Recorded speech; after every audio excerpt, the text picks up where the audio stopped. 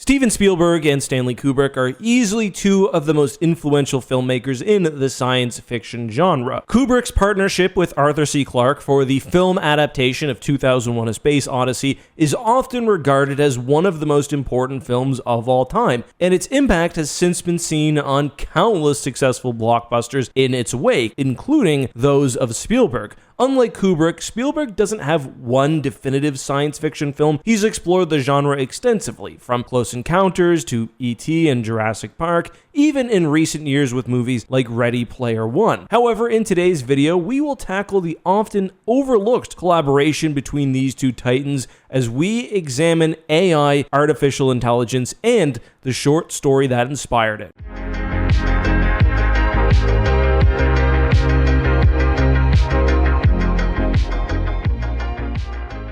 Today's video is brought to you by, drumroll please, the Eckhart's Ladder Patreon. You can tell, these videos are long, they're much better written than my usual stuff. Over here, we want to provide you guys with the best sci-fi content possible. That comes with a bigger risk since this was originally a Star Wars channel, but the fine folks who support us on Patreon help make sure that we're alright. If you enjoy this video, you'll probably really like the next project Zach and I are working on. I'll give you a hint. It's a lot of work. It's on one of my favorite sci-fi video game series of all time, and it's going to be at least a two-parter. You can support us for like $1.50, and there's a link down in the description you can click right now. Consider doing it. All right, so before we get into the film itself, I first want to touch on the production of AI, which is probably just as interesting as the movie itself. The basis for AI can be found in two main places. The first, a short story by Brian Aldiss called Super Toys Last All Summer Long. The second, more obvious source we'll come back to in a second. The story of Super Toys jumps between the perspective of Henry,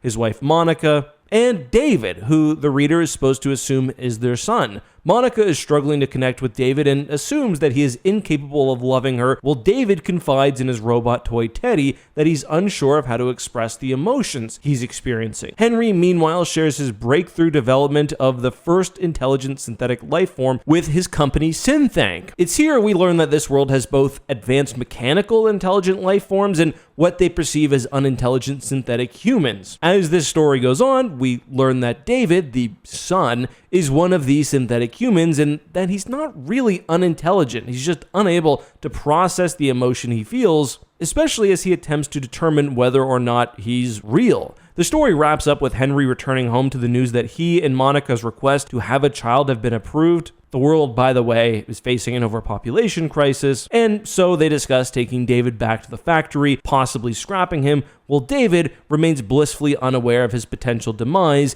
continuing to process the love he feels for his mother. The story of Super Toys Last All Summer Long is continued in Super Toys When Winter Comes and Super Toys in Other Seasons. These have similarities worth exploring, but the main basis for the film AI comes from the first entry in the trilogy. The story found its way into the hands of Stanley Kubrick in the late 70s, where, after acquiring the rights, early production began on what would become AI. Aldiss was originally tapped to write the film, but clashed with Kubrick over the direction of the movie, probably because, unexpectedly, Kubrick didn't want his adaptation of Super Toys to be tonally like his earlier work and would seek inspiration outside of the 9-page short story. And specifically, Kubrick would turn to one of the most famous children's stories of all time, Carlo Collodi's novel The Adventures of Pinocchio. While I think Super Toys could serve as solid source material, the addition of themes and story inspiration from Pinocchio gives AI a far less cynical tone while also expanding on the character of David from a one-note naive machine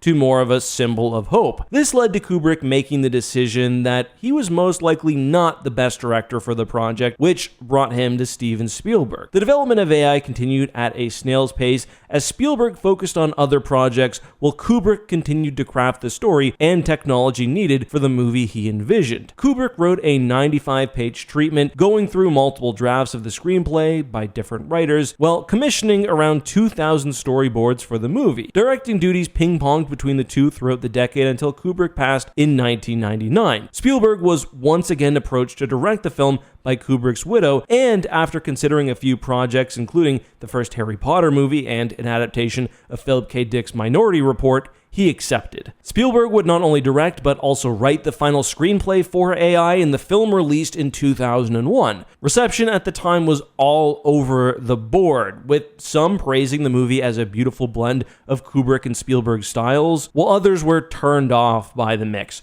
Retrospectively, the movie is looked at much more fondly, but I do feel like it doesn't get quite the attention it deserves as one of Spielberg's less acclaimed movies. So, what's going on? Well, AI starts at some point in the mid-22nd century. The polar ice caps have melted, leaving cities like New York, and mine for sure Halifax, almost entirely underwater, causing the death of millions. However, a small percentage of humanity prospers as world governments have regulated pregnancy and filled undesirable jobs with robot workers. The technology has begun to evolve with the creation of humanoid robots referred to as mechas, who, unlike the short story, are capable of human-like intelligence but lack the ability to experience emotion. Thus, because of course this happens, the head of Cybertronics, Professor Alan Hobby, begins the creation of a more advanced mecha, one capable of not only emulating pre-programmed emotions, but able to develop unique, offensive, and adaptive emotional responses. Hobby suggests that the complexity of love and the ability to feel it will unlock the subconscious,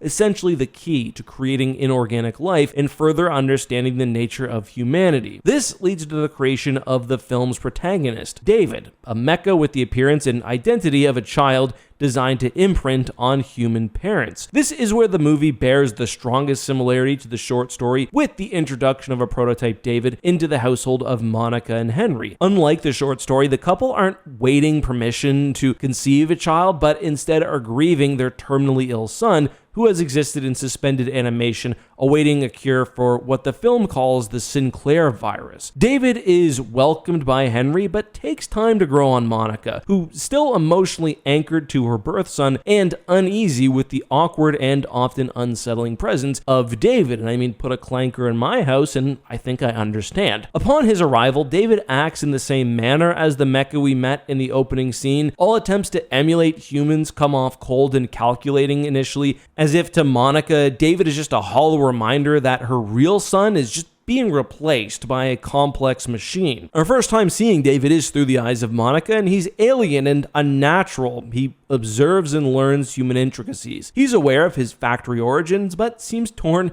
between the urge to be and act as a human child and his original nature, a mecha, before Monica decides to allow him to imprint on her alone. The imprinting process is permanent, is irreversible, and changes the dynamic between David and Monica instantly, with David being essentially programmed to only think about and desire Monica's affection. This is where the movie truly separates from Super Toys. David's feelings of love and desire are embraced by Monica and allows the two to connect at a deeper level. Though this connection is more artificial from the human side, Monica is just not ready to be mother to an immortal being whose sole purpose is to receive love and affection from her alone. This is the major concern presented to Hobby when he reveals his plan for the creation of David. Creating a being or a thing capable of expressing and receiving love is one thing, but is a human capable of loving the artificial life in return? This question comes to the forefront once Monica's son Martin is cured from his disease, removed from suspended animation, and returns home. When Martin enters the picture, the cracks in the bond between Monica and David begin to form. She attempts to treat her two so-called sons as equals, but this isn't a simple sibling rivalry. Martin is flesh and blood, David is artificial, a point made all the more clear as the two begin to feud for her attention. The influence of Martin introduces new variables to the rudimentary emotions David has already started developing, such as jealousy and envy, which leads to several moments of tension between David and his human hosts. This tension also starts to raise the curtain on the illusion of David being perceived as human. Monica is disturbed upon seeing his exposed circuitry for the first time, and this escalates as David's actions are called into question. Henry wonders whether his unique programming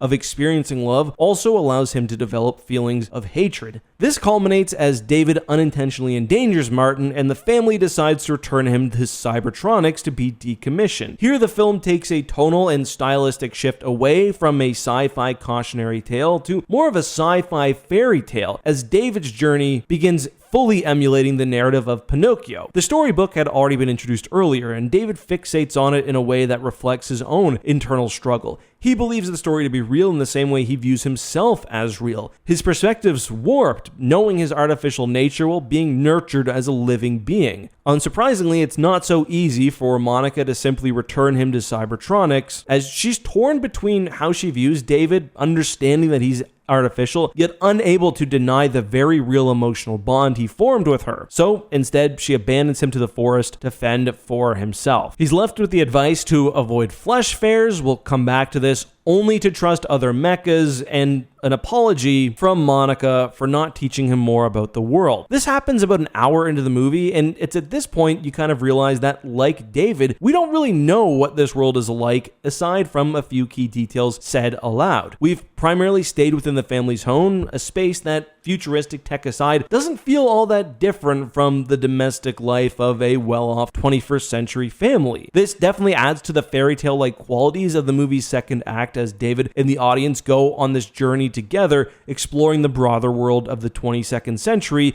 while in search of the blue fairy from Pinocchio in an effort to become real. This coincides with the introduction of Jigalo Joe, a mecha escort on the run after being framed for murder. Joe is introduced to act as David's guide to the world outside his home, but also gives the audience some additional insight on the nature of mecha. Like the mecha introduced in the first scene, Joe lacks emotion but still has a sense of self-preservation and is able to replicate certain human mannerisms and inflections to assist with his namesake's prime directive. We also meet a large assortment of abandoned mecha, most of them damaged or outdated, but we get a good look at the evolution of robotic technology and the purposes they've served within human society. And we've seen specifically that the complexity of jobs mecha are responsible for has been increasing with newer machines. The simple and less human mecha fulfilled simple labor roles, while the newer models serve as doctors, caretakers, and escorts. Much like David, without a purpose, these mecha wander astray, attempting to repair themselves in order to return to their programmed previous position. This leads into the aforementioned Flesh Fair, an event where human destroy mecha in circus-like displays while listening to extremely dated nu metal. The captured mecha tells David that this is done for the purpose of making sure humans remain superior by keeping their numbers down, but also many of these humans seem to be suffering hardships themselves. We spent the first hour of the movie with a wealthy family living in luxury, separated from the harsh realities of the world, even with their son sick. The Flesh Fair is a place where the misfits of this future world, those left behind by technological advancements, vent their frustrations by destroying their replacements. The mecha are disposable to them, a symbol of their mortality and the things which have been taken away from them. Now they stand before David, the first mecha which experiences emotion and can pass as a real human child. Machines have taken away everything from these people, and now they have to face the fact that they aren't just taking jobs, they're also taking what separates artificial from the living. So when presented by David, the crowd doesn't know how to react at first. They're disarmed by his pleas to live and his emotional response to the prospect of destruction, but he's also, a clanker. This introduces an uncomfortable question to the patrons of the fair. Are we able to destroy something that experiences fear, that can plead for its life? Is this still justice, or at the very least harmless, or is this a true act of cruelty? The crowd decides not to destroy David, leading to the release of himself and Joe, who becomes David's guide to this strange world while he attempts to find the Blue Fairy. This brings them to Rouge City, an overly sexualized cyberpunk city I believe to be Philadelphia. We previously established what happened to many coastal cities like New York, but the movie to this point has taken place exclusively in New Jersey. It was previously established as the headquarters for Cybertronics, and we hear that the Flesh Fair was just outside of Haddonfield. When Joe suggests searching Rouge City, he says it's just over the Delaware, and we assume he means the Delaware Delaware River, geographically, Philadelphia fits the bill. Once in Rouge City, Joe takes David to an internet cafe search engine called Dr. No. This has always been one of the funniest ideas of the movie, but Joe shares an interesting detail that makes it compelling and highlights the class disparity of the future. Nothing costs more than information. The simple accessing of information is a luxury. Think of how many times you used Google today. Now imagine you had to pay per search. By the way, that's what it's like as a lawyer when you're doing legal research, and it is stressful. But it immediately positions knowledge as a commodity in the world, something only the privileged can afford while everyone else is left in the dust. The worst part about Dr. No is that he's a pain in the ass to use, pressing the user to ask their questions and forcing them to speak carefully to not use up questions. But buried underneath that humorous inconvenience is a darker implication, that being that even the truth is a controlled commodity, and in David's case, Dr. No provides absolutely no help for their journey. Professor Hobby has been searching for David since he was abandoned by Monica, and through Dr. No, planted information to send David to him in New York City. Joe is tipped off to the idea that their journey is being manipulated and tries to dissuade David from playing into the hands of what his creators expect him to do, with his robotic cynicism naturally clashing with David's emotional idealism. David is trapped in a delusion of thinking that his unique treatment of humans makes him different from the other mecha, that he is a special individual and the first mecha that not only deserves to be real, but needs to be. This brings him to the destroyed New York, unknowingly in search of his creator. Before David and Hobby meet, he encounters a duplicate of himself and faces the troubling realization that he is no longer unique. I love seeing the difference between a David fresh off the factory line and the developed David we've been on this whole journey with, not only aesthetically, but also in performance. The physicality of how they both move and speak, the newer model being more robotic in his speech and movements, while our protagonist has become more human through his experience. David destroys his doppelganger and finally meets his creator, faced with the knowledge that not only is he no longer unique, he never was. Hobby modeled David after his own deceased son, not as a singular miracle of artificial life, but as the prototype for an entire line of robotic surrogate children. What David interpreted as some form of magical destiny was instead a beta test for a line of products. Every belief he has had since becoming real is shattered before his eyes as his sense of purpose and desire is crushed. This is of course renewed by the almost prophetic appearance of the Coney Island Blue Fairy statue after David attempts to destroy himself. David, trapped beneath the Atlantic, can do nothing but look to the Blue Fairy and beg to be made real until his battery is drained. This is where the film makes the controversial but I think ultimately interesting choice of jumping 2,000 years into the future, far beyond the extinction of humanity, as the world is in the midst of an ice age. As Joe previously predicted, the mecha are the only thing that remain on Earth, evolving beyond their human appearance into something much more alien. They share a techno-psychic link, making speech completely unnecessary, and all they can do is excavate the frozen civilization in hope of bringing humanity back. This leads to the discovery of a well-preserved David, possibly the only link these mecha have to their original creators, a species that existed so long ago they no longer fear, but instead revere. David is the key to providing insight for what humanity was, and he is exactly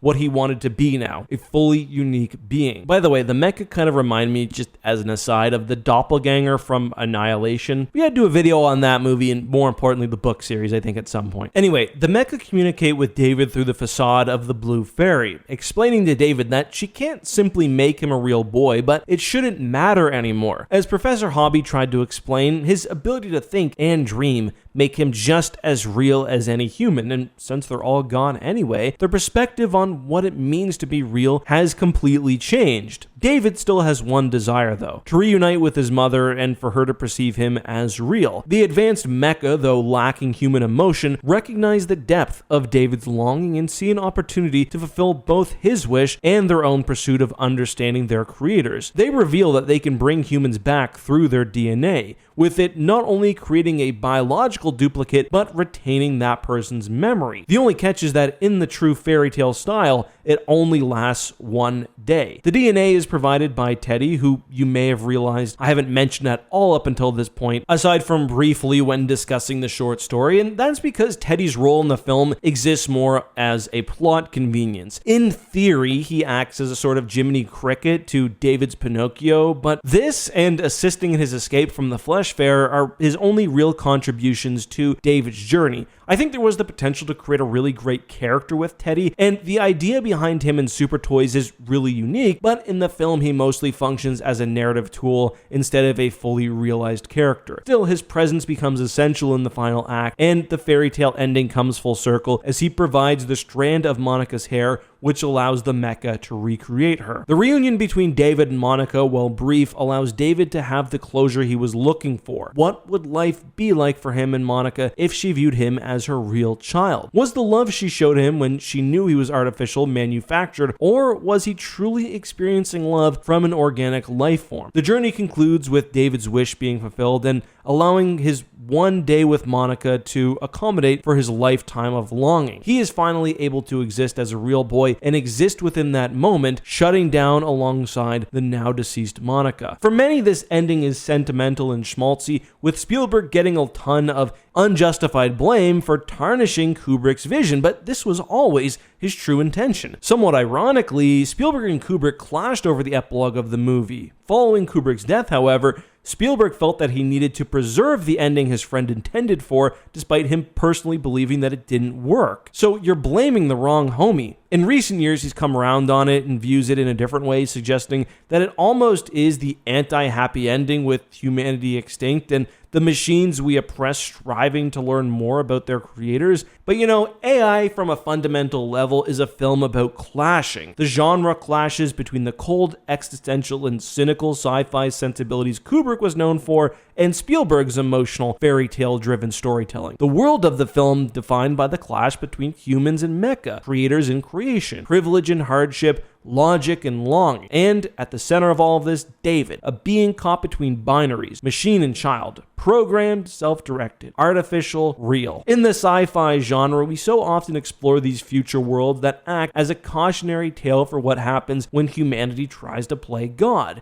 We create the thing that leads to our destruction. However, in this film, while the human race is extinct, our creations have carried on and, like us, continue to search for answers behind their true nature and what their existence really means. And that's AI artificial intelligence, an admittedly imperfect film that was misunderstood at the time of its release, but also a film that has something special and meaningful in its imperfections. The collaboration between two of the most well-regarded filmmakers of all time results in a movie that only could have been made mirroring Professor Hobby's creation of David. On the outside, it's a simple sci-fi adaptation of Pinocchio, but when we dissect it and looked at all the various influences on the film, it creates something wholly unique. It was no doubt a labor of love, and Spielberg had the chance to not only work with someone he idolized, but also helped him in telling one final story. Either way, even with spoilers, the film is worth checking out. There are some great visuals. I really like the moment when David, who's played by Haley Joel Osment, by the way, tries to mirror Martin as he's eating dinner, but completely malfunctions.